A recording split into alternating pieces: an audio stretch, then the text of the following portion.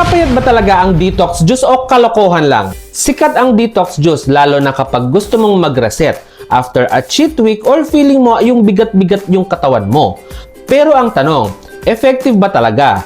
Ang totoo, ang katawan mo mismo ang pinaka-best na detox system. May liver ka, kidneys at digestive tract na design para maglinis araw-araw. Oo, may benefits ang detox juice, lalo na kung gawa sa real fruits at veggies. Pwedeng makatulong sa hydration, fiber, at vitamins.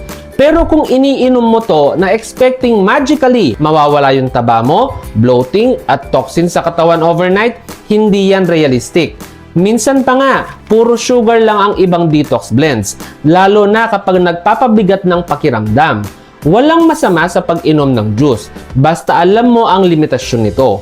Mas effective pa rin ang balanced diet, tamang tulog, at regular movement kaysa sa one-shot miracle. Comment detox kung nahook ka na rin sa mga ganitong juice at ishare mo to sa friend mong panay green juice pero junk food pa rin sa gabi.